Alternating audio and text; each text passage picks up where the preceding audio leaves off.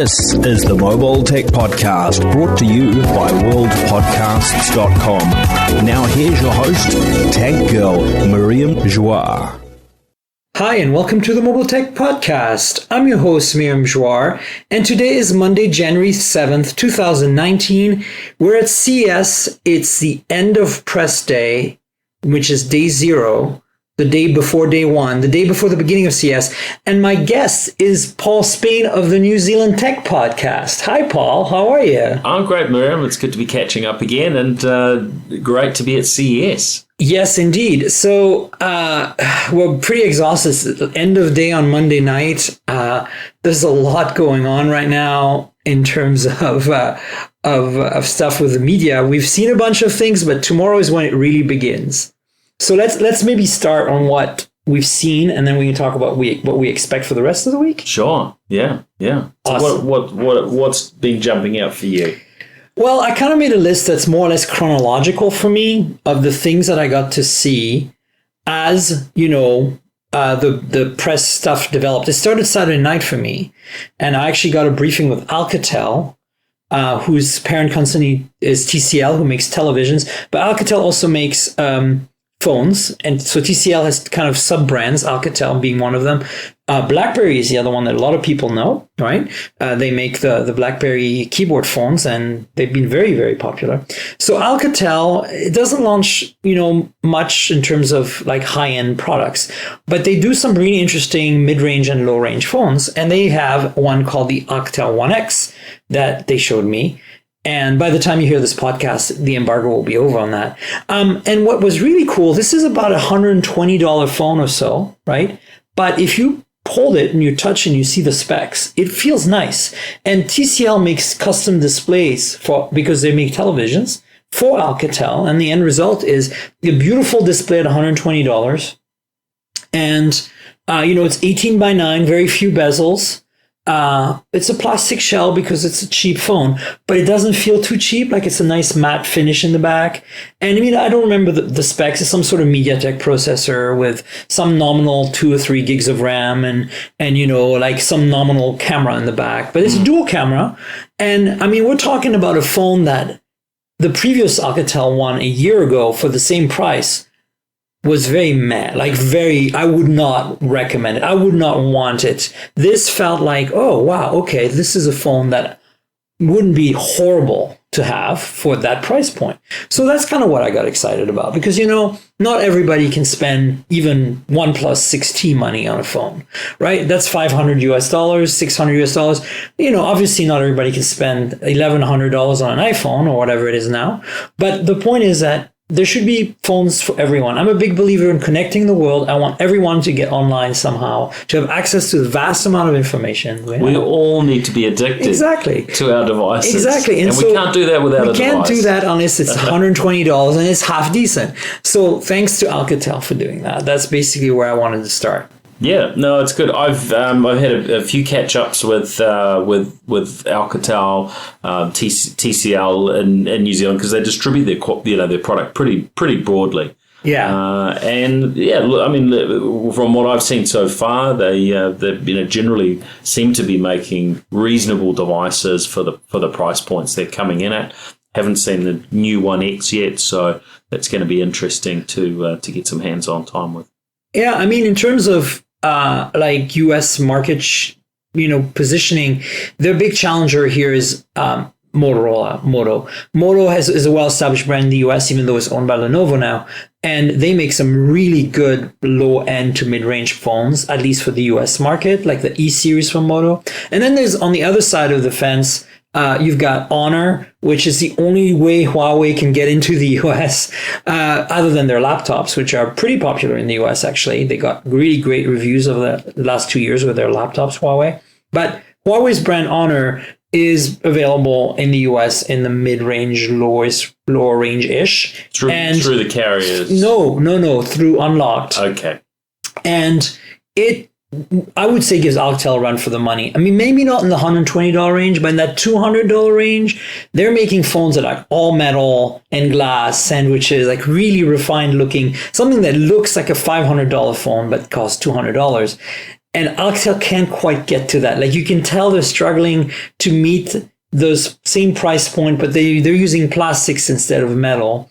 And some people are going to say plastics are better, and I get that. That's not what I'm discussing here. What I'm trying to say is like trying to achieve flagship grade of materials and build quality at a lower price point. I think Honor and Moto are in a better place for that than Alcatel. But purely spec wise, I think those Alcatel phones look interesting. Yeah, I agree. Yeah. So we talked about Huawei and Honor. So maybe I will just jump forward to talk about get the Huawei MateBook 13 discussed. I don't know if you're very familiar with their line of laptops. Yeah, look, the thing I find curious about Huawei laptops is I had a visit to Huawei HQ. And I've I guess interacted with other people from Huawei over recent years. The thing that stood out to me is I haven't seen many of their staff using them. Interesting, because what has been your experience? I can tell you, for USPR, the USPR team, internal PR, does use them quite extensively. They always have them out. And I'll be frank, of all the Windows 10 laptops I have, my Huawei MateBook 10 Pro, or X, it should be X, they don't say 10. MateBook X Pro, which I have, is a powerhouse. I mean, for the money, around $1,500, it's really packed in terms of specs. But it's still the same form factor as like a 15-inch MacBook. So it's super light, super thin.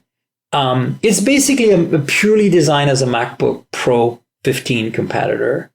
Now, the laptop we're talking about today that was announced at CES is not that laptop. But I'm just saying that The Verge gave the MateBook X Pro such a great review that I think a lot of people were very intrigued. If they didn't buy one, maybe they didn't buy one, but they were definitely intrigued. I've had a lot of people, like, if you ask the general journalist here in North America, like, I want to buy a Windows 10 laptop. I have this budget. What would you buy? I can almost guarantee you that for 2018, the answer was at least probably 4 out of 5 times MateBook X Pro. Just surprising, right? I mean, they came out of nowhere. The previous laptop, the MateBook X, was like a MacBook 12-inch competitor, super light, super thin, but it was a little short in performance. It was beautifully made. Materials and build quality were top-notch.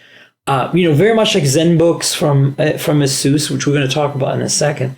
But I think that they never really quite hit it with the first one. But the second one, as a MacBook Pro competitor, was top. So this is like their third product. This is more like a MacBook 13 competitor, but the entry-level non-touch bar version of it.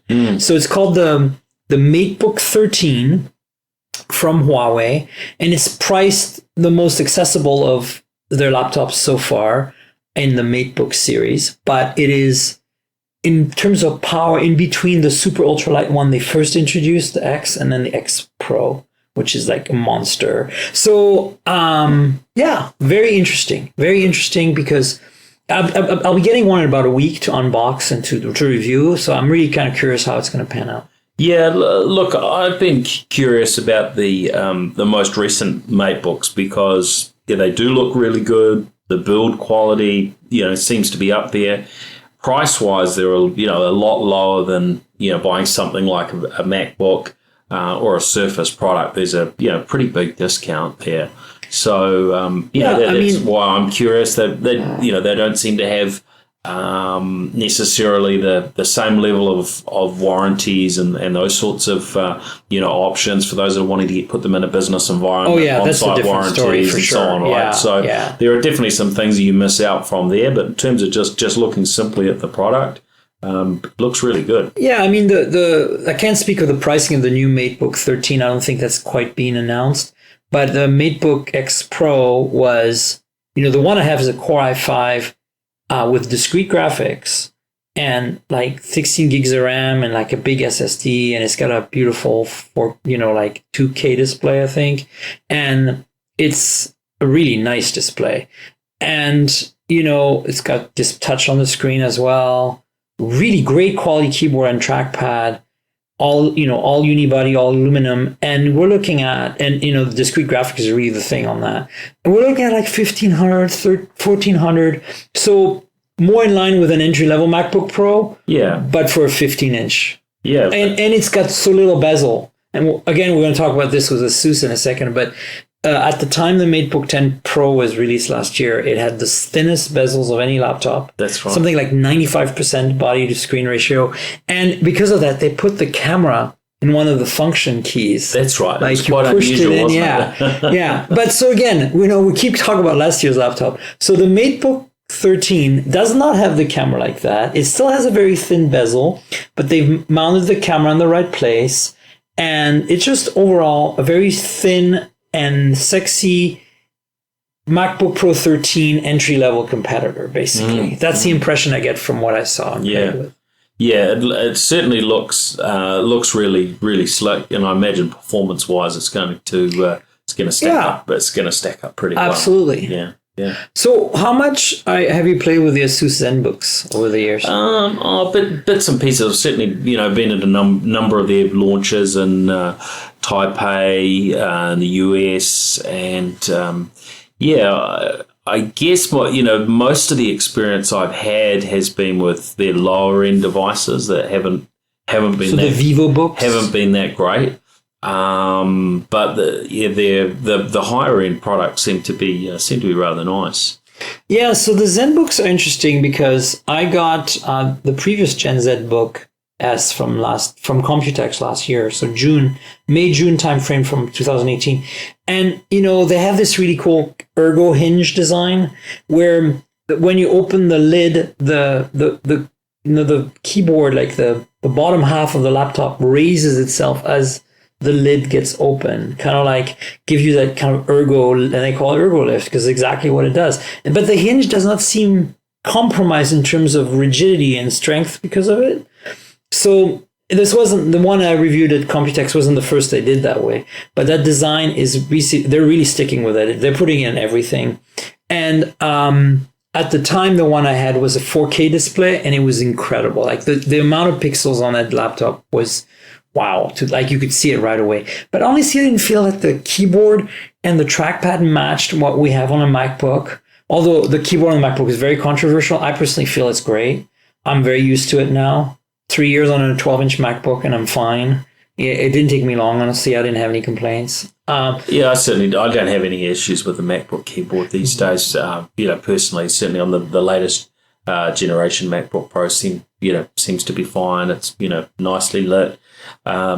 Maybe a little bit noisy at times. I do feel that it could be deeper, it's a bit shallow. And if I have to pick the best laptop keyboards I've used in the last year and a half or so, my number one is the Pixelbook from Google. I love the amount. It's the best. It does not too noisy. It's got great tactile feedback. It's got enough key travel. And it's not trying to be gimmicky by having round keys like the Pixel Slate or anything like that. And then I would honestly say my second choice is, again, we talked about the Huawei, the MateBook 10 or MateBook X Pro, that 15-inch MacBook Pro competitor. That keyboard is so good. And this is where I feel Asus never quite hits the mark on the ZenBooks, even at the high end, is because they make them really thin, which is great, but somehow the strength of they flex more than other laptops like the Macs.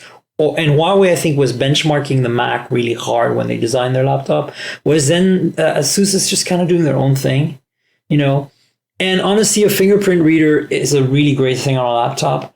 But having it in the trackpad in the corner like the Asus do, it just takes away from your trackpad real estate. It makes so much more sense to have it on the power button or on a separate button. So on the Huawei, it's on the power button. On the Mac, as we know, the older MacBook with touch bar, it's on the touch bar. But the new MacBook Air has it. I think it's the best setup. It's got it right on the power button where I think it should be. And obviously, Windows Hello on Windows 10 solves a lot of that because you can use cameras. And I can't wait to see a Mac that has Face ID for that, Yeah. Now, just jumping back to keyboards, I don't know whether you saw it yesterday, but at the CES Unveiled event, there was a keyboard on display there. I tried it out. And it's a company, I can't remember what they're called, but they're using an paper display inside the keyboard, so you can basically personalize what comes up on every single key. So you can, do your shortcuts and varying bits and pieces of customization. You can flick it between, say, having a Windows key and a Command key if you use it between a Mac and Windows, and so on. So that was quite interesting. Not a great keyboard from a keyboard perspective. You basically had see-through keys so that you could see what was on the display underneath, and it was quite well lit. But I haven't. I mean, there have been varying products down that track before, but this was. I missed that one, and it's interesting because there's been a number of them. There was this Russian company that made a keyboard that every individual key had an OLED display. This is at least 5-6 years ago now. When I was still in Engadget, right? We covered it extensively at the time, and it kind of, they made a keyboard and it was really expensive, and it disappeared. Well, this keyboard it sounded like it was going to be $500 US, so not a low cost keyboard. Yeah, this Russian thing was $1,000 US back then, and it was cool and it worked. But since then, Razer showed a prototype at CES a few years ago of this tiny mini laptop that had an OLED display behind each key, and I thought their implementation was way better done. They never shipped it. I think Razer is the biggest company to tease stuff at CES and never make it real. That's what they do. And well, there's always a lot of that at CES, though, isn't there? That's the things that we're talking about now are mostly sort of at the real end, but there are always so many things at CES that either don't add up. I saw someone on Twitter today, his massive following, and he was tweeting a video. And it was a video, I think, from CES last year to do with power broadcasting and charging your phone while it's maybe sitting next to you from something in the ceiling that's going to go and charge your phone. And there were all sorts of challenges with the demonstration. But I guess it was an example that we definitely see things that are overhyped or are vaporware and will never ever be released at CES every year. But that's part of the fun, seeing what people are dreaming of. Some of what we see, I guess you could say it's science fiction to a degree. It's funny because I just think Razer is really good at doing that. They're just actually always showing some stuff, and they're just make it, just build it. It's really cool. Why are you just showing this to us and not I guess they're gauging interest or something. But anyway, going back to unrolling everything back from keyboards to the ZenBook. So the thing that I always found weak on the ZenBooks are the keyboard because they flex a little too much. But they've been really nicely made laptops too. So what's special about this new ZenBook S they announced at CES? Interestingly, I figured they only announced the ZenBook a year and we'd see it at Computex again, but here we're at CES and they launched another ZenBook S. And the ZenBook S, just to place it in your mind, is like that MateBook, the first MateBook from Huawei they made, which is basically purely a MacBook 12-inch competitor. Super thin, super light. But better specs, right? These are Core i5, Core i7s, I think. They are not fanless or anything like that. And what's cool about this thing, but where the way it stands out, is that it's even less bezel than the Huawei MateBook X Pro that we talked about before. So this thing is you saw a picture, right? It's insane. If you see it in person, you're this all display. You cannot see a bezel almost.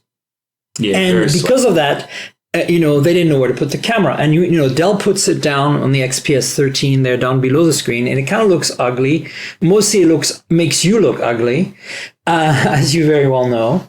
And then, others have tried. You don't really want a camera that's looking up your nose, do you? Right. And we've talked about it already. The Huawei Mate 10 Pro, MateBook X Pro had it in the function key, which has the same problem as the XPS. Similar challenge, yeah. And so these guys, what they did with the ZenBook S is they have a tiny little raised section that's about a third of the width of the screen in the middle of above the top bezel where the camera is hidden. I really like that approach. And when you close the lid, that little lip is basically the one you catch to open the laptop with one finger. So rather than, like in the MacBook, you've got a little notch out of the bottom to create that effect. Yeah, it means you don't have to have the notch out of the bottom. If you think about it, it's a reverse notch. Yeah. In a way, like if you looked at an iPhone, they did the reverse of that.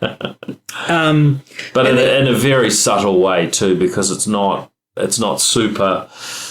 It doesn't look bad at all. I think it works very well from a design perspective. It's very interesting how subtle it is. At first you don't even notice, and then you look at it and you're like, oh, and when you open and you see the bezel, you're like, oh, I see what they did here. And I mean, everything else about it looked pretty much like a carbon copy of what I saw at Computex on the model that I have. But there are some drawbacks, so you can't have your cake and eat it too, unfortunately. So the thing where I was like, wah, wah, wah, sad trombone was during the briefing was the ZenBook S, that model with that little bezel so it's pretty impressive. It's a almost 14-inch, 13.9-inch display in a 12-inch form factor, right? Wow. But it's 1080p only. No 2K or 4K here. And the other sad trombone is no touchscreen. So if you're used to a Windows 10 where you reach for your screen, this is not the laptop for you. And that's also why they're keeping the model from before, the one I have, that has the 4K option and the touchscreen option, I think, available. And maybe with an H-Gen refresh. The ZenBook S and the previously mentioned Huawei MateBook 13, both H-Gen, obviously, Core i5, Core i7. Might be, I'm not sure there's a Core i3 option. I think these are kind of higher end anyway, so like they're not going to go for that. And then, switching to the next thing that Asus did, which is related, is, so far they've had the VivoBook at the low end and the ZenBook at the high end. And then, and there's some crossover. There's some lower end ZenBooks that fall in the same kind of price point as some higher end VivoBooks. But they've introduced a new line at CES this year called the StudioBook. And the StudioBook S is called. That thing is like basically a video editing creative powerhouse's dream. It is not a gaming laptop, not as heavy and big and bulky and edgy looking as a gaming laptop. Like a lot of the creatives I know, a lot of the people that are YouTubers that I know, if they don't use Final Cut Pro on the MacBook and don't lug around a MacBook Pro 15 for video editing, they lug around a Razer 15-inch laptop, a gaming laptop essentially, because they want the performance of Premiere on that. Yeah, and so I think that's kind of the audience that the StudioBook is addressing. It's a 17-inch laptop that fits in that fits in size form factor of a 15-inch MacBook Pro, and it has. It's the same aspect ratio as a Mac, 10 to 19 to 16:10 instead of 16:9. So you can fit more vertically, which I like a lot. And you get, big keyboard, big trackpad. The trackpad has a numpad built in. Yeah, that's interesting. I haven't seen that before. It's a hybrid between the touchpad they did. What was it called? Display pad or screen pad. They did a laptop at Computex last year that had a trackpad that was a screen. So you could click on it just and use it like a normal trackpad, but you could run its own apps on there and you could use it as a dual display. You could even do display mirroring and display having a second display in Windows. And so this is kind of like a hybrid of that. It just basically pre-etched in the keyboard a thing that lights up with backlight. And that's a numpad. Yeah. And you can turn it on and off. So if you want to it's interesting. But what's really interesting is the specs. This has some kind of crazy Radeon, or whatever it is, video card, discrete, of course, with discrete cooling, which, as you know, is super critical. And it has all the ports in the universe. And then it has up to a Xeon mobile processor from Intel, which, as we know, is to me, it feels like complete overkill. Up to 4 terabyte SSD, What's gigs the of- Radeon? 64 What gigs of Radeon RAM. card is this? It's an NVIDIA Quadro P3200. So it's not a Radeon. It's a Quadro. That's what I meant. so it's at that sort of So it's that level. It's like business this. end of things. Yeah. And it doesn't look quite as ugly and bulky, and it's not quite as heavy as a gaming laptop. And it does run on battery for a finite amount of time, which is cool. Related to that, they had way more stuff. They also had like one of the new Zephyrus, a Republic of Gamers ROG gaming laptops that they talked about. And I don't want to talk about it too much, other than one cool thing they did. They had dual AC adapters. One is a majorly large power brick to play games with it. Okay. And you have to use that if you want to use the crazy, NVIDIA card in there and full on all the and graphics. Assuming you're going to be playing games at home or at your office or some fixed location that you can plug in. And if you don't want to do that, if you just want to do lightweight work, they have a USB Type-C 65-watt small adapter that charges the battery and lets the laptop run as long as you don't run the discrete graphics. Cool. It's the best of both worlds. I thought that was really clever. Yeah. You pack the little USB-C thing with you when you go on the go, and then you maybe keep a big, powerful charger at the office and a big, powerful charger at home to play games. Yeah, that's a good approach. One thing with the Studio Book S is that it looks like a really nicely designed laptop, and this is I guess really a trend we've been seeing for a number of years. That Windows laptops are finally actually look nice. It used to be that if you wanted a good looking laptop, you had to buy a MacBook, right? Yeah, there was no other option. But the last few years, we've really seen that changing, and I think Asus have had their part to play in that. Obviously, Microsoft with the Surface line as well has helped in that journey. Yeah, I'm really happy. I mean, I think Asus has been a big part of that. Remember when after the MacBook Air was launched, just within weeks or even months, I think it was weeks of the MacBook Air, the not the very original, but the one that we're all familiar with today, the wedge-shaped MacBook Air. They came in two sizes, 11 and 13. When that was launched, that's also roughly around that time that Intel came out with Ultrabook concept. That's and right. Everybody jumped on board. And if you remember, I remember this so clearly back then. The first Ultrabook ever made was from Asus. It was the original ZenBook. And they were the first to really take that industrial design that Apple had brought to the table and iterate on it and kind of create their own style, right? They still have that round circular brushed finish on top of their lids. Like they still have that. Yeah. And that was introduced with the original ZenBook. And so, if anybody's really paid attention to laptop design, I feel, other than Apple, of course, in the early days of the Ultrabook, it was Asus, and then obviously Microsoft has done that. I think Acer's fault. I think everybody's. I mean, everybody's jumped on board now, right? Yeah, I feel like Dell in the last few years, the XPS 13. I mean, it's not my thing, but I can understand why people are buying it. It's a really good looking laptop. Well, let's face it, a lot of people aren't looking at what the specifications are. They're looking at whether they like the design of the laptop. That looks nice, I'll buy it. And as you said earlier, when we talk about the MateBooks from Huawei, I mean, Dell, you're going to have to support your one. If you're a business customer and you buy a Dell laptop, you're not going to be without a laptop for more than like 5 minutes, basically, if it goes bad, right? Because they have these crazy service plans. They'll come to your house and whatever, right? Or to your office. 'Cause I don't see an individual paying for these kind of plans.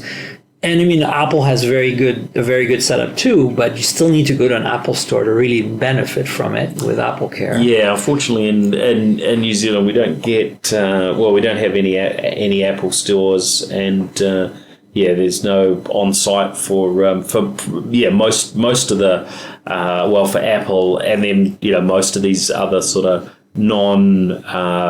mainstream business brands. So you do miss out. I mean, even I guess with products like the Apple products and the Surface products, most of those have to go back to base, and I mean they're not repairable anyway. So you're basically getting a replacement.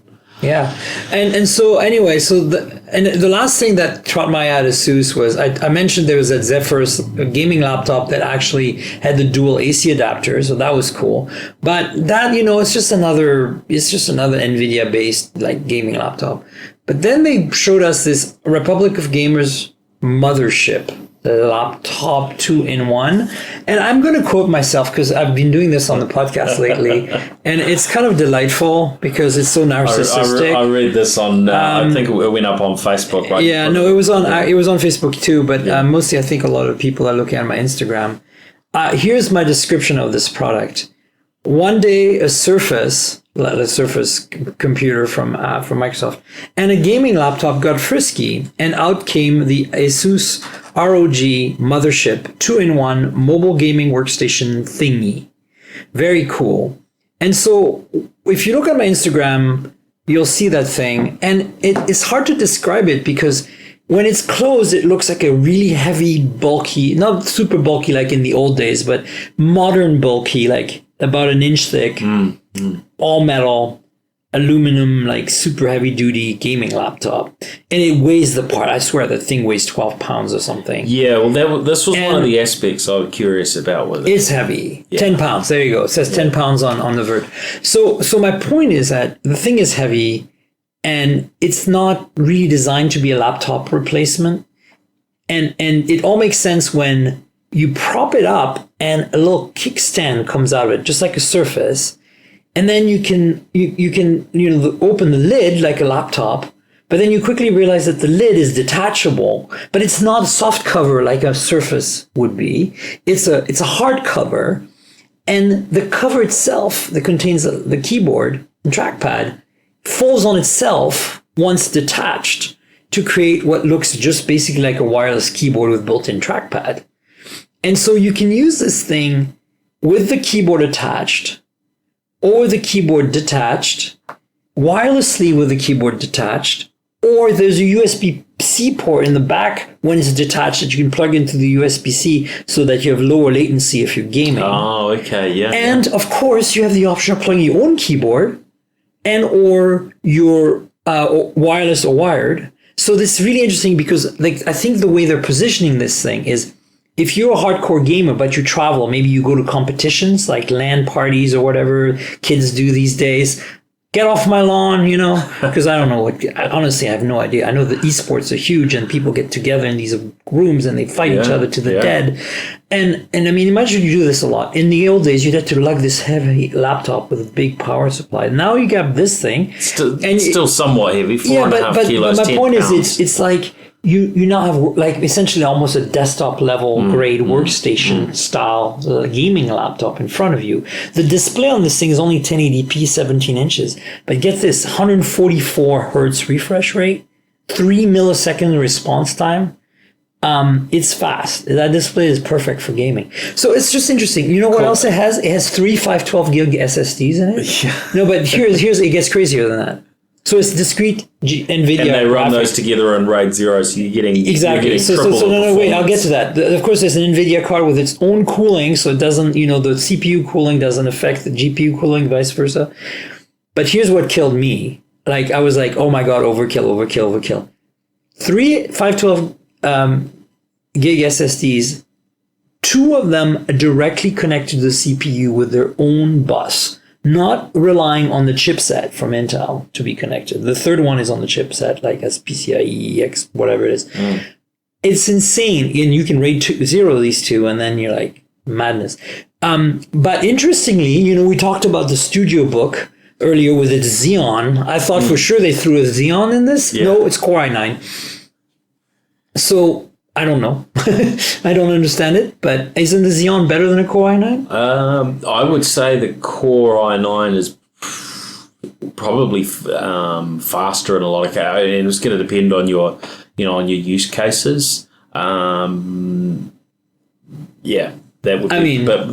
would be my pick. Also, the Xeons tend to come a little bit further down the track, so you get an 8th gen Core i9, and there'll be a little while before there's a Xeon that sort of, Xeon has some other things. So that makes sense then. Caching. But anyway, look, it's really interesting because I really feel like, it's such a unique product, and I think I can see the market. Like I can totally see why somebody would, if they're a hardcore gamer, would look at that and, consider that maybe instead or in addition or something to a laptop, gaming laptop. It might not work on your lap.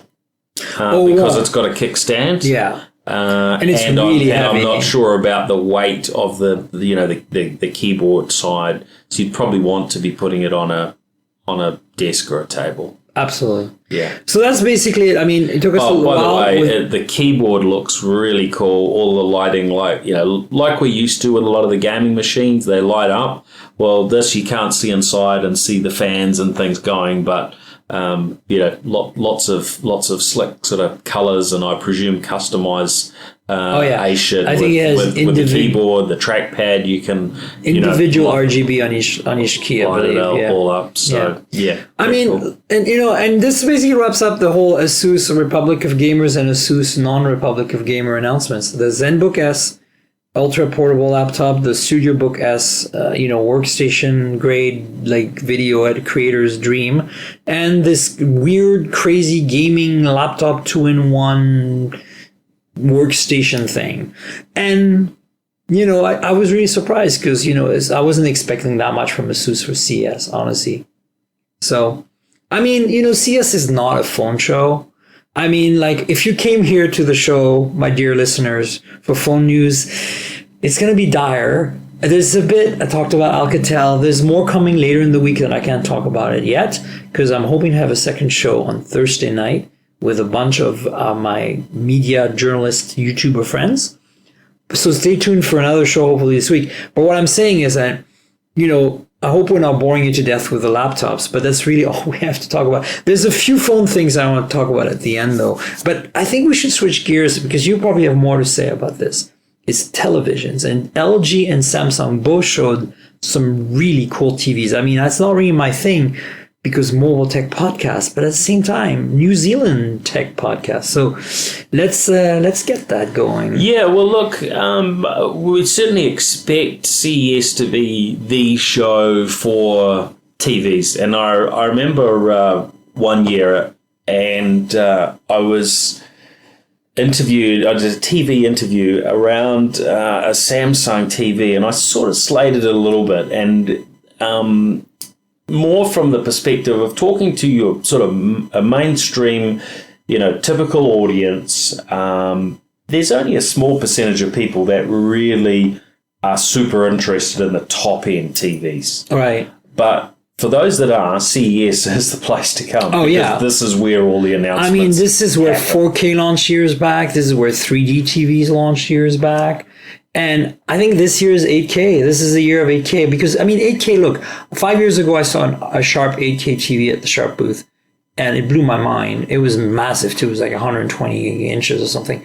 But my point is, it's like, this is like, was pie in the sky, like, $100,000 one-off TV. Yeah, we keep seeing it for years and years. This is the year where they announced, both LG and Samsung, 8K TVs you can buy. In fact, Samsung, I wouldn't say had the audacity, but almost want to say they had the audacity of saying available for pre-order today. Yeah. They did say it. Yeah. But I don't think it's that audacious, but it's interesting. Yeah, well, the thing around 8K is who needs 8K, right? And if we roll back a few years, maybe the 5 years 5 years ago you're talking about, it was only that stage. Yes, we could see 8K being shown off at CES, but 4K was still, that was a big purchase. Yes. That was really just starting out.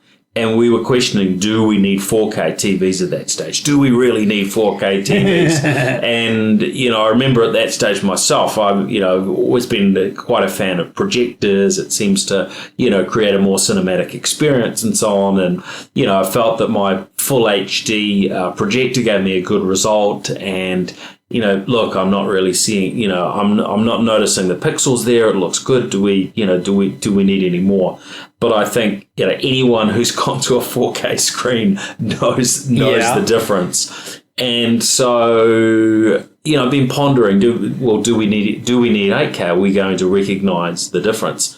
And I guess what I've been hearing about over the last couple of days is, well, you really notice 4K, even in a laptop screen, even quite a small screen.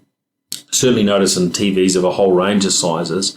But as we start getting to TVs of bigger and bigger sizes, and the average size TVs that we buy is just going up every single year.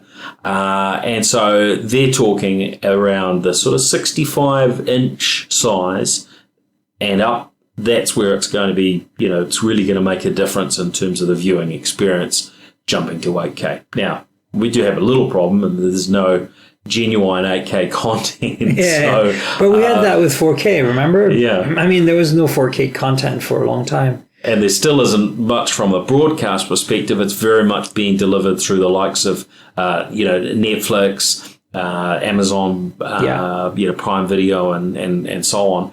And of course, you can get 4K Blu-ray as well. But look, it seems like 8K is what we will start seeing, and it won't be too many years before it's the norm. But you've got to be on the cutting edge if you're going to be buying into it right now. Yeah, absolutely. I mean, it's going to be expensive for a while, but I'm excited that it's actually products that you can buy as a consumer, right? If you're very rich, go nuts, enjoy it while you can. And we all have different preferences, right? Yes. For me personally, that's not what I'm lining up to buy. But I know other people who they want the new 8K OLED from LG, and they will do whatever it takes to make sure that that they get one.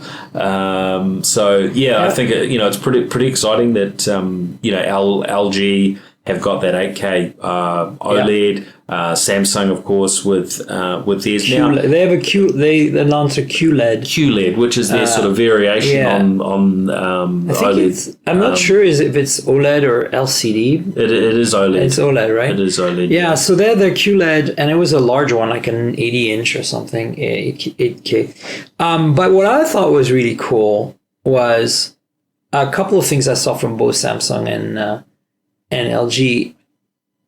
The first thing was LG last year they showed a prototype TV that the screen rolled out of a pedestal and rolled back into it. Like, you can't see the roll of the screen when it's rolled up because it's inside the box, but you basically have a box sitting there that has a speaker and the soundbar in it. And then you push a button and it just kind of, there's a slit and the screen kind of raises out of the slit vertically and kind of sits there. And you can have different aspect ratios, right? You can have 21:9, you can have 18:9, 16:9, whatever aspect ratio you want, really, to suit the content. So I think it tops off at 16:9. I like this because I don't like having screens around the place. So I prefer there were no screens. And again, that I don't think it does 4:3, but I think it would be cool if it did for legacy content. Yeah. That way you never have black borders on anything you watch. And the cool thing is there's a mode where it retracts in a very, like, just a sliver of it stills out, like maybe 20 centimeters of it, maybe like whether 5 inches, 4 inches. And what it is it's just an ambient display. It shows the temperature, whatever song you're listening to on the speaker system. Right, because the base that it rolls into is because it just rolls out a little bit just to show you that ambient information. Yeah. It's obviously going to be, they didn't say pricing, is going to be ridiculously expensive, but the effect, like, and it's so much smoother and better looking than what they showed last year. Like, it's amazing to me that in a year, we didn't just go from prototype to commercial product, but we went from prototype that looked okay to commercial product that looks phenomenal. So, like, they've worked really hard on this. And it's called the Signature R OLED TV. And it, as I said, I think the best way of describing these kind of TVs is a roll-up TV, because even though it technically rolls out upward and then it rolls back inward, really it's, the screen is rolling itself up inside the container into the box. And the box has like Atmos, Dolby Atmos, and a whole bunch of other stuff. You certainly expect them to pull out all the stops HDR10 and like, I mean, it, it's just magnificent. Yeah. And it comes in different sizes. I can't remember the exact diagonal size on that.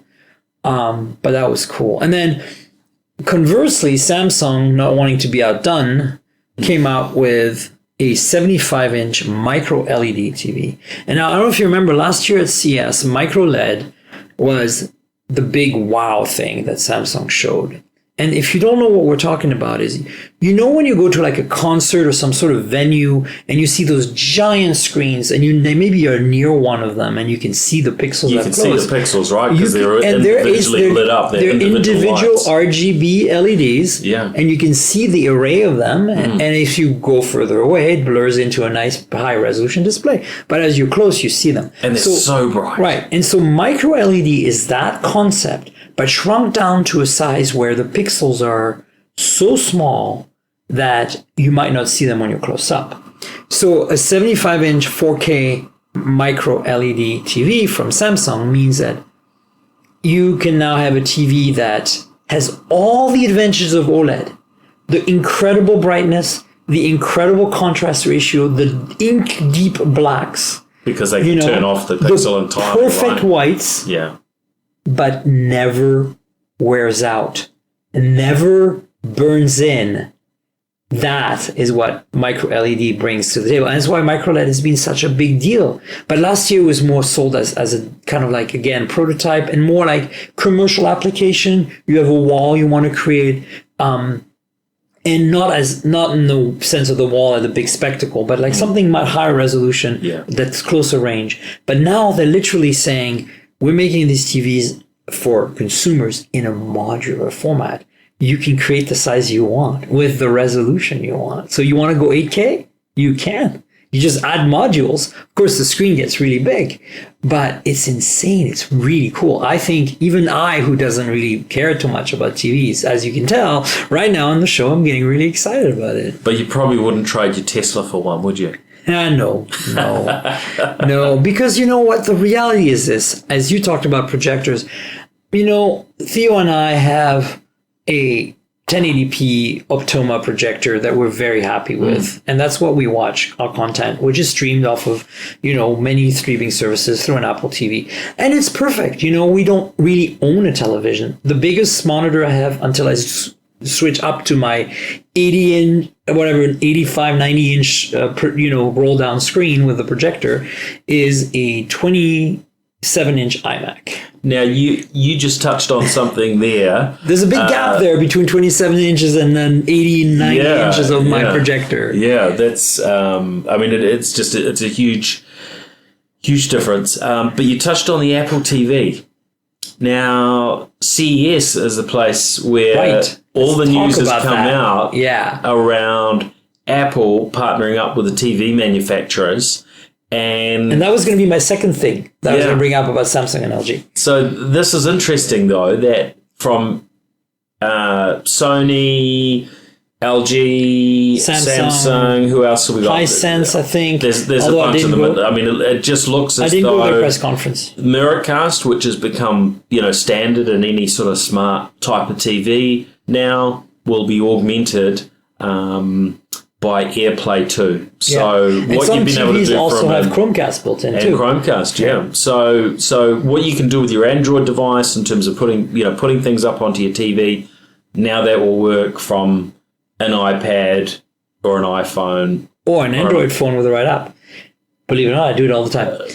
I cast from my Android phones to an Apple TV. Right. So here's the thing, so there's two levels of that though, right? One level is those. So LG has announced, for example, that every single one of the new TVs for 2019 is AirPlay casting support. So meaning it can be a sync, can receive AirPlay broadcasts, So that means you can send audio and video or both to a LG TV without having an Apple TV. Or just have a look at your photos, whatever. Right, whatever it is.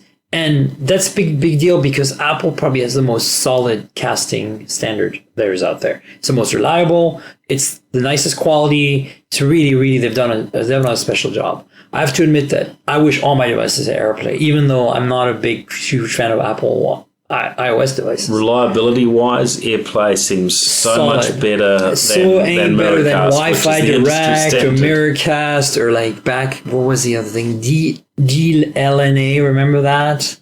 Back in the day? Anyway, the point is that there's another level. So Samsung's doing the same thing. You can cast AirPlay to their new TVs, but they went one step beyond. And this is kind of blowing my mind. And we need to talk about this, especially with the context, within the context of last week's Apple announcement of different guidance, worse guidance in terms of their financials, right? The thing that that they're letting Samsung do that Apple seems okay with and Samsung is doing is a level 2 where you can watch Apple TV, Apple iTunes content on a Samsung TV without an Apple TV. Now, it's not the UX, the UI is not Apple's UI, which is even weirder because Apple never gives up on their user experience.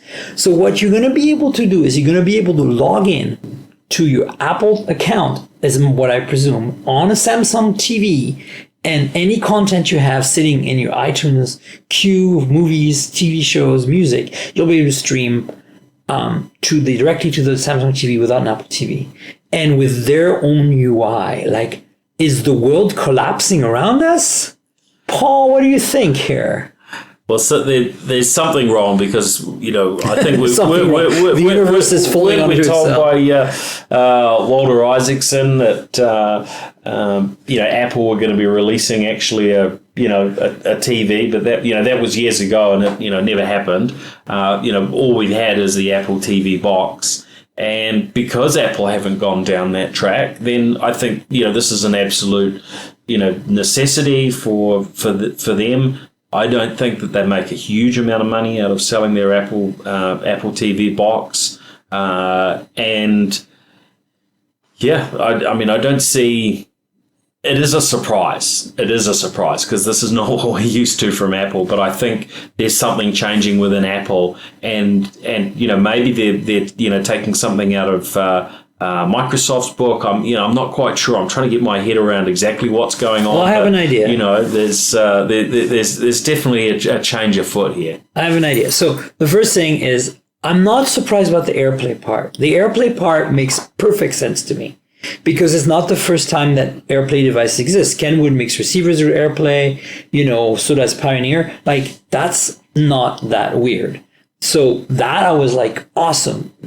I want every TV to have AirPlay on. But AirPlay in the past has just been audio. That's what I'm saying. No, it's also been video in some cases. But the point is that it's not being streaming Apple TV content directly to the device. That's what Samsung worked out with them. Yeah. And that's kind of blowing my mind because that means you're not selling an Apple TV and you're giving up on the user, like you're giving up the control over the user experience, which is something you tightly control. So I have a theory, and the theory is this: is that obviously Apple has seen that their profits were going down with the phones, and their guidance, was going to have to be updated for the investors, which is what Tim Cook did at the end of 2018, just before the end of the year, or was it the beginning of 2019? No, the beginning of the year. Beginning. So it was okay. The point is that they obviously have been seeing this happening and have been trying to come up with solutions and mitigate, and adjust. Right? I mean, a company with a leader that smart, I think they've been on top of it. They have a strategy. And I think a lot of that strategy is, they're not going to abandon hardware. This is not Apple. They're not going to do that. But I think that they're also diversifying, and they've been pushing really hard on services, right? And so if you buy Apple TV service and you watch it on a Samsung TV, maybe it's still beneficial to them. And clearly they seem to be okay with that. And I think that's kind of where we're going.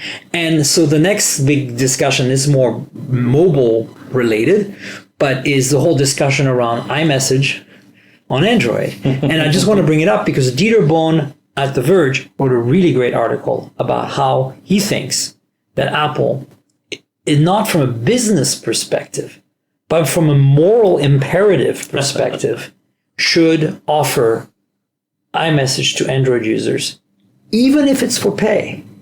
So his theory was, what if Apple made iMessages available for a subscription of $4.99 a year to Android users, so that those Android users that have a lot of other friends and their friends in iMessage ecosystem benefit from the iMessage ecosystem.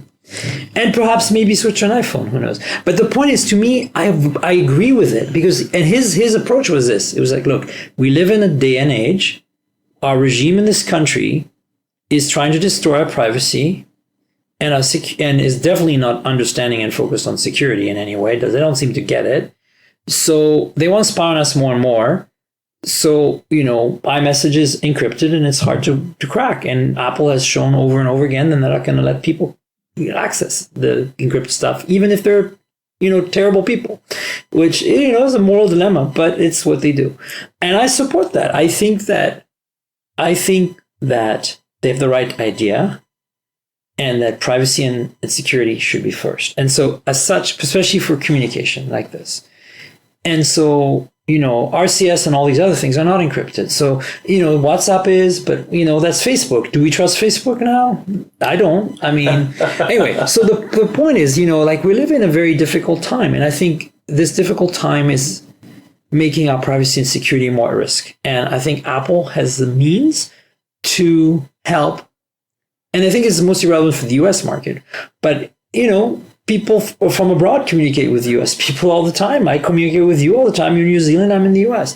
So I think that's kind of where Dieter was going with this. Like he was like saying, let's have a moral imperative. Let's make sure that we give people the option to have that security and privacy, even if they can't afford or don't want to buy an iPhone. And I think that's the right thing to do. I would actually consider paying for iMessage $4.99, even though technically I think the implementation sucks, and I don't think they did it right, and I think WhatsApp did it way better. But that's not the point. I think that there's such an investment in iMessage in the people who use it in this country, and it's really much more of a US phenomenon than anywhere else in the world, that I think it needs to happen. And so, of course, Apple's not going to do it. And Dieter says it himself. He's like, this is pie in the sky, but it's my opinion, and I agree with his opinion. Well, I guess we'll see where else Apple changes. But the other thing that they just recently announced is Apple Music becoming available not just on Apple devices on the HomePod, but also Amazon Echo. Yes, that's also something there is a change afoot here within Apple. Something's going on. You're right, and so this iMessage is distraction that I just went through just because I thought Dieter wrote a really great story, and I agree with it. But the whole point of what I'm trying to get to here is that all of this tells me that Apple's potentially putting more focus on its services and trying to benefit financially from them without necessarily relying on their own hardware. And I think it's actually very clever because it sends a message to the investors. And that's what they want to hear. They're like, services is the future. Well, here's what we're doing about that, right? And I think that's very clever. And maybe that's kind of like a smart strategy on Apple's part. I don't know if the stock went up today. Did you just check? Well, no, I was actually curious about Spotify's market cap because the app, Apple Music is just one of Apple's services, but they're doing and I haven't seen the very latest figures. But my recollection was that they're not too far off Spotify in terms of their numbers. Maybe they're even past Spotify now in terms of number of subscriptions and so on. But they're doing very, very strongly. So interesting. Apple are doing very, very well out of their services. And when you look at their sort of breakdown, yes, the iPhone is still a lion's share of their profits, but services are becoming a bigger and bigger chunk. So, from their perspective over time, if they can't necessarily have everyone on an iPhone, which we know that they can't, then they still want people to be using their services. So, what do we got? Market cap of $21 billion US dollars for Spotify. So that's just one small piece of what they're doing, a business that they didn't have 5 years ago, and they built that into if you broke it out, I would imagine, probably somewhat similar valuation to Spotify. So yeah, I think they're heading in the right direction in terms of building their business on services. Yeah, it's cool. So listen, we're starting to run out of time a little bit, but there's 3 more topics I want to really hit on quickly that are actually phone related, so they matter a lot to my audience. And these are 3 devices we saw at CES. And they're not new. I want to make that clear so I don't get too excited. Well, one of them is potentially new. So the 3 devices are the Planet Computer's Cosmo Communicator, which was not announced at CES. It was announced before, but it really got its kind of homecoming here this week, particularly yesterday at CES Unveiled. Then there is the Pundi XPhone, which is a blockchain phone. That was definitely new for CES. And then there is the Royole FlexPai,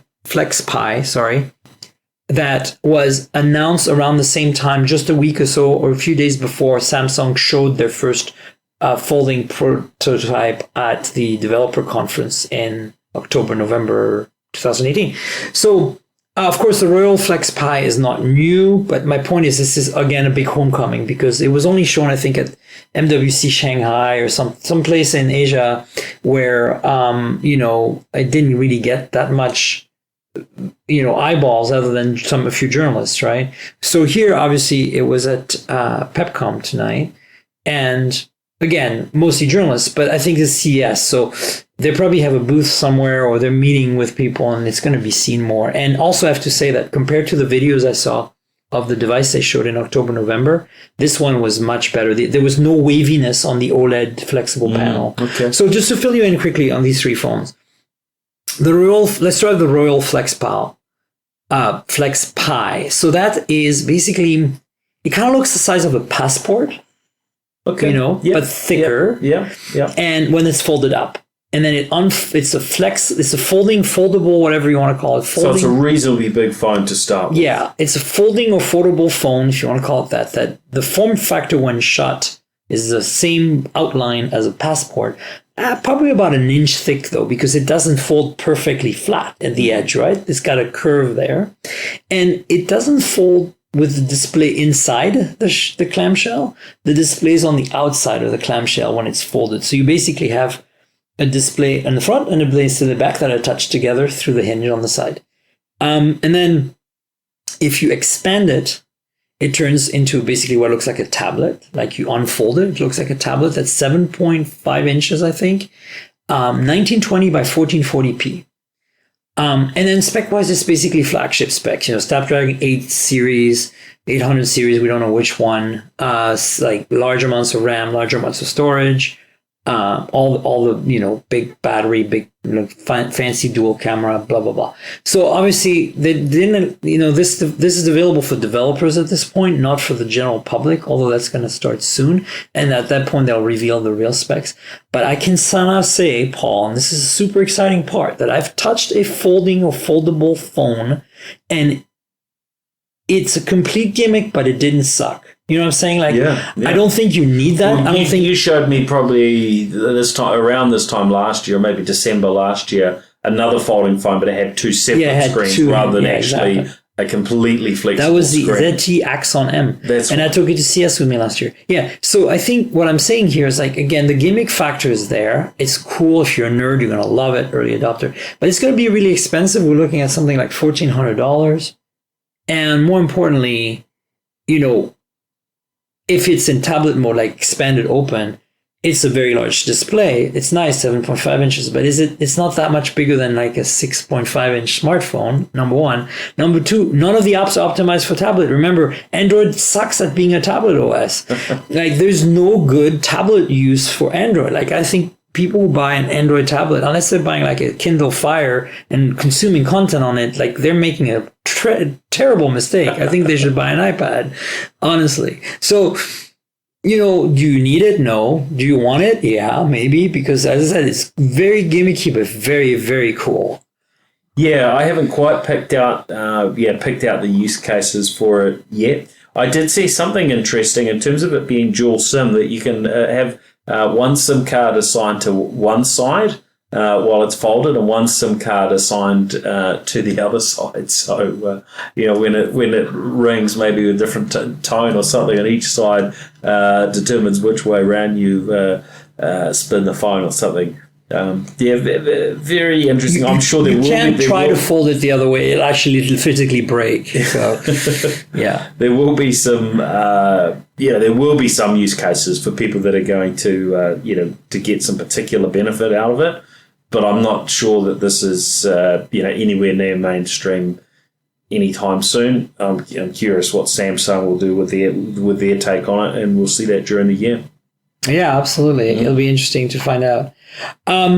So the other two phones, really quickly before we wrap up. The Pundi XPhone is there's two things going for it. It's a blockchain phone. We've heard that so many times, and it's kind of silly, right?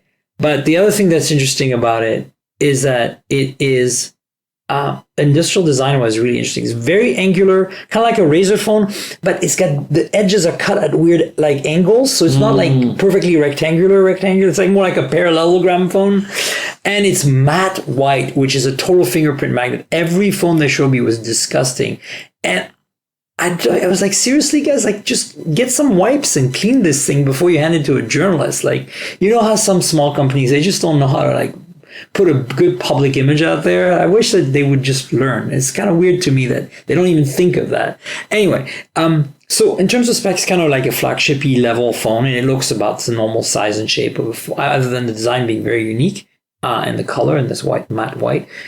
But what's really cool is if you slide, if you're on the main screen where you see like all the Google Play Services app and Facebook and whatever else, like the normal Android experience, which is, as we know, not super secure, not super private. If you that's on that home screen and you swipe from the edge to the... What? Hold on. They're not super secure and private? No. Sorry. No, it's not like an iPhone where it's a lot more safe and secure and not private. We're talking about Android. Of course. So if you slide from the left edge to the right of to the right on the screen, what happens is it switches to another mode where the whole industrial like visual design changes to a black and white. That kind of matches the color of the white phone. It's really cool. And in that mode, you're kind of like in the privacy and security enforced mode, where everything that happens in that mode is not visible by the other half and not visible by potential hackers, spoofers, whatever. And so there's a blockchain wallet. There's a messaging app that lets you, have very highly encrypted, secure messaging, secure phone calls as well. Very, very interesting. And, I liked it for a couple of things. Number one, it's in really unique design. And number two, it's just like, it's the best implementation I've seen so far of blockchain phone, because all the blockchain phones try to like, either they sandbox the blockchain in this weird level that's inside, like kind of what Samsung does with Knox in a way. And it kind of works, or like BlackBerry does with some of the stuff on the BlackBerry security software. Mm-hmm. Or they don't have that at all. Like they remove like Google Play services because it's more secure that way. And then you can't use it. It's not an Android phone anymore. It's a dumb freaking phone. Like you can't do anything with it. I can't install any apps that are relevant to me. And it may be good for enterprise at that point or good for for a defense, right? But it's useless for the average user. So this thing is cool because you can switch between the two. And it uses a fingerprint reader in the back if you want to authenticate and stuff. So it's I just think it's very clever, and it certainly it comes across as being quite unique in those regards. I haven't delved into all the aspects of how they secure it and whether it actually lives up. Obviously, they've certainly got a good story to tell, haven't they? I obviously don't know how they're doing it. And Function X is kind of the back end kind of like software that makes that happen. And also, just wanted to say, I'm just a sucker for cool form factors. And in the same way as the Royole FlexPai is this weird folding phone, this is this weird, like, edgy, different design, and that's got all that blockchain stuff to it, which is really cool. And then the third one is more and this one you were quite excited about, I've got to say. Which?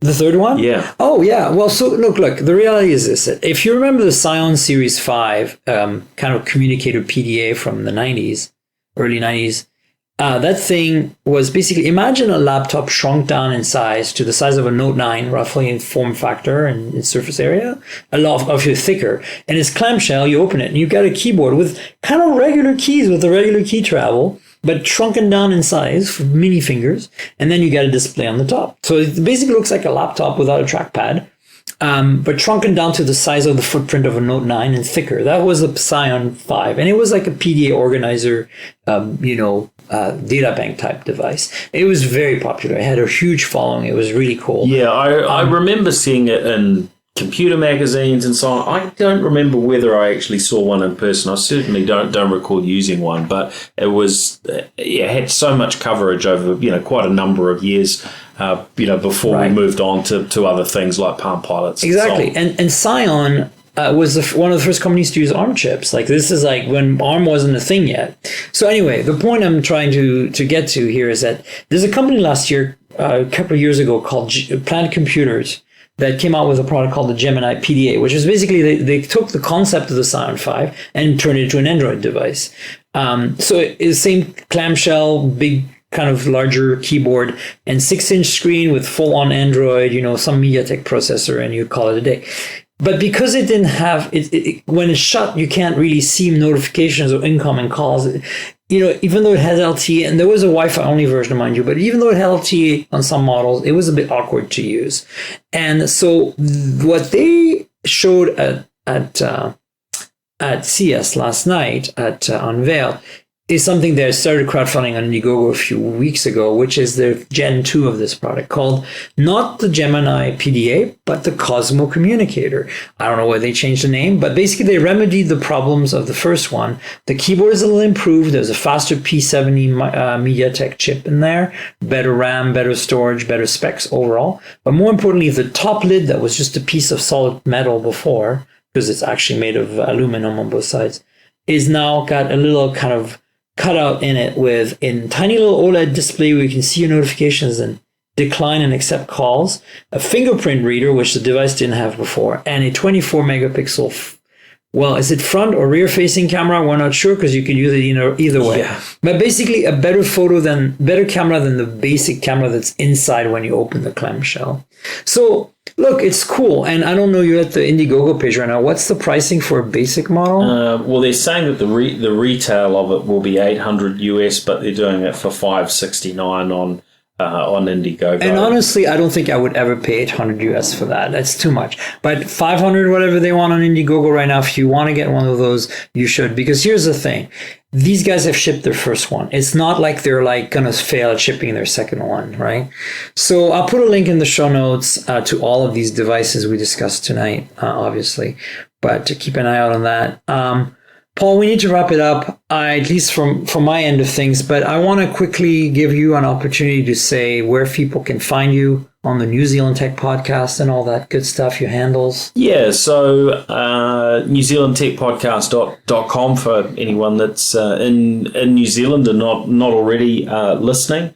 And the other project I've been working away on that we'll see a bit more content on this year is the Disruption Playbook. So that's sort of looking at what companies do from a innovation and disruption perspective. So I'll be having a few chats here during the week to add to some of the other discussions I've been having. So that's something else to look at, disruptionplaybook.com. Absolutely. And you know where to find me, those of you listening to the show. I'm Tankrel on Twitter and Instagram. That's TNKGRL, like the comic book character Tankrel, but without the vowels because the handle was taken. So if you want to find me on Instagram, you'll see actually, if you go to my Instagram and my Facebook today, sorry, not Facebook, my Instagram and my Twitter, Tankrel, the Twitter handle and Instagram handle, that I have a whole bunch of photos and coverage from CES that were kind of live tweets basically as I went, and some beautiful photos that I took of various devices that we just discussed. As I get access to them, I'm kind of using Instagram to kind of like immediately document what I'm seeing and then doing YouTube videos as kind of a secondary thing. As you know, the main thing I do is Mobile Tech Podcast, mobiletechpodcast.com. And then you can find, additional content on Twitter and Facebook and Instagram. But more importantly, there's a YouTube channel called the Mobile Tech Podcast channel. And that's at my name is the YouTube handle. So youtube.com/Miriam Jouar, spell out my entire name. first and last. And that will get you unboxings, hands-on, stuff like that. I'm getting some content here, of course. So go there as well for this week. So of course, that's, subscribe to the YouTube channel, tell your friends, subscribe to the podcast, tell your friends. Podcast is on all major platforms, Apple, Google, Overcast, Pocket Casts, even TuneIn Radio. So, there you go. I do want to take a second to thank our sponsor, Audible. Audible.com is where it's at if you want to listen to books instead of read them for whatever reason. Maybe you're driving or you want to fall asleep on an airplane. As we both travel a lot, it's kind of nice to have Audible. Are you an Audible customer? Do you use it? I am, yeah. Yeah, there you go. So, but if you're listening to this and you're like, I like books, but I don't find time to read them, maybe you should look at listening to books with audible.com. And there's actually a special deal in the show notes. If you go below, you can sign up for 30 days free trial and you support the podcast in doing so. And the link for that is audibletrial.com/mobiletech. That's audibletrial.com/mobiletech. So I encourage you to check it out. Audible.com, a bunch of really cool people. They're sponsoring the podcast. They're helping us out. And they're really, to me, the definitive platform for audiobooks. So check that out. So thanks for being on the show, Paul. That was fun. It was great. That was a lot. We had to pack a lot in there, and we got greatly distracted with a bunch of cool stuff that I really love because I love having tangents on the show.